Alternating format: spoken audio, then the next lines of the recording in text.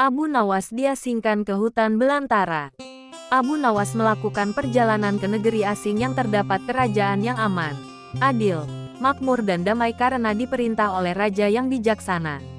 Raja memerintah sejak kecil hingga tua dan tidak digantikan oleh siapapun. Dan rakyatnya tidak pernah protes karena raja memerintah dengan adil. Suatu hari raja merasa bosan. Ia ingin istirahat dari jabatan raja selama 1 tahun. Namun yang menjadi ciri khasnya adalah ia tidak menyerahkan jabatan raja kepada penerusnya, melainkan mengadakan sayembara untuk mencari seseorang yang layak menduduki jabatan raja. Pengumuman itu menyebar ke seluruh negeri. Siapapun boleh menjadi raja, mulai rakyat jelata sampai kaum bangsawan.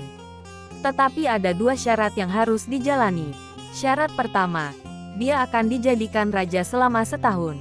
Syarat kedua, setelah menjadi raja selama setahun, maka harus diasingkan di sebuah hutan belantara yang dihuni ribuan hewan buas. Syarat pertama tentu saja bukan masalah besar, justru merupakan suatu keberuntungan. Namun syarat kedua membuat orang-orang yang berhasrat menjadi raja akan berpikir 2 kali karena semua orang tahu seperti apa hutan belantara yang penuh binatang buas. Karena itulah sayembara tersebut belum ada yang berani mengajukan diri menjadi raja. Akhirnya datang seorang pemuda yang menyatakan kesanggupannya menjadi raja dan menerima 2 syarat tersebut. Pemuda ini sebenarnya adalah pemuda biasa yang ingin merasakan bagaimana nikmatnya menjadi raja karena selama ini ia hidup pas-pasan. Diangkatlah dia menjadi raja dan mulai saat itu mendapat pelayanan layaknya raja. Harta berlimpah, wanita cantik, makan dan minuman enak, serta fasilitas istimewa lainnya. Tapi sayang ternyata ketakutannya akan kematian membuatnya tidak bisa menikmati semua itu. 3 bulan pertama dia mulai gelisah karena umurnya tinggal 9 bulan lagi.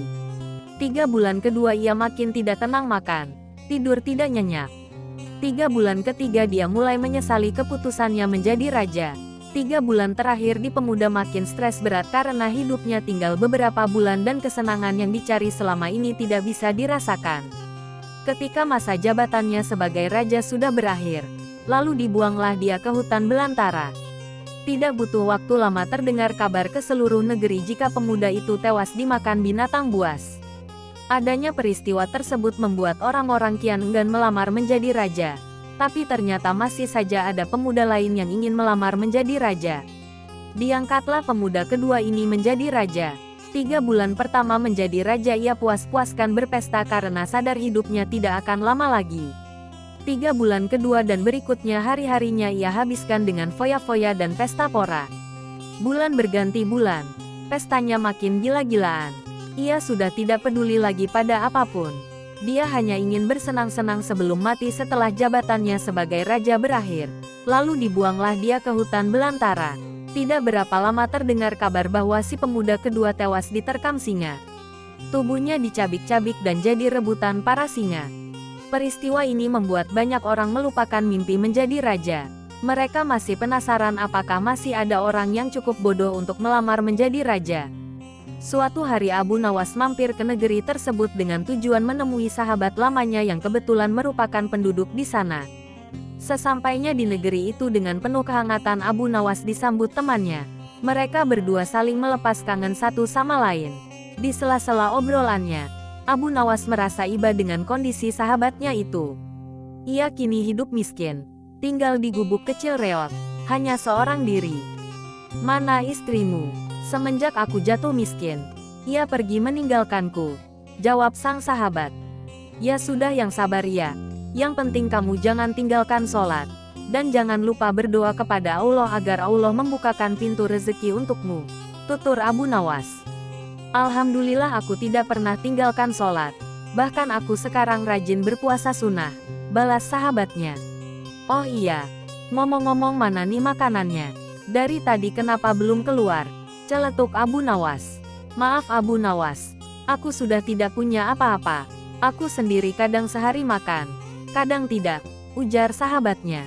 Mendengar hal itu membuat hati Abu Nawas makin tersenyum. "Kenapa tidak mencari kerja? Upahnya kan bisa untuk beli makanan," tanya Abu Nawas. "Setiap hari aku keluar untuk cari pekerjaan tapi belum juga dapat. Mungkin belum rezekiku," jawab sang sahabat. "Kalau mau nekat sih sebenarnya aku bisa. Bahkan aku bisa menjadi raja dan kaya raya.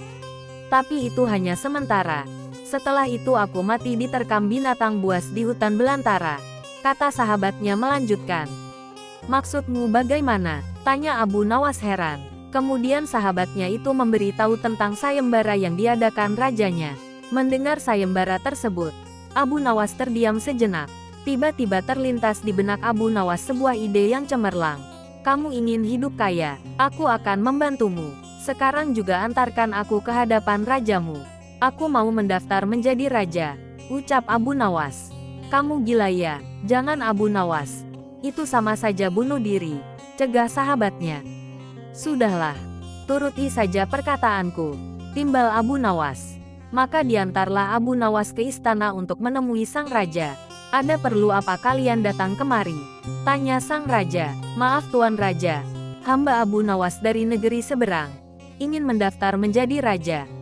Itu pun kalau Tuan Raja mengizinkan, ucap Abu Nawas. Oh tentu saja boleh, siapapun dipersilahkan menjadi raja. Tapi ada 2 syarat yang harus dijalani, ujar raja. Hamba siap paduka yang mulia, tapi hamba minta 1 permintaan. Izinkan sahabat hamba ini menjadi pengawal pribadi hamba, kata Abu Nawas sambil menunjuk sahabatnya yang berdiri di sampingnya. Oh silakan saja, saat menjadi raja selama setahun, kau berhak atas segala sesuatunya, termasuk mengatur semua prajurit kerajaan beserta para menteri.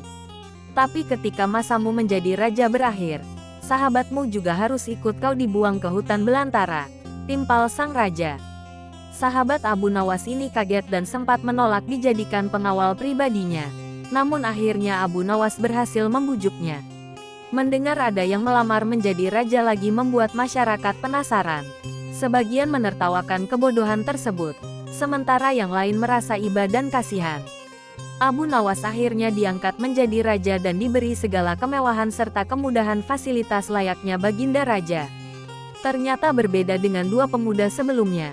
Abu Nawas tidak berpesta pora dan foya-foya, namun ia membuat beberapa tindakan selama menjadi raja. 3 bulan pertama Abu Nawas memerintah ribuan prajurit untuk membabat habis hutan belantara dan memindahkan semua binatang buas ke tempat lain.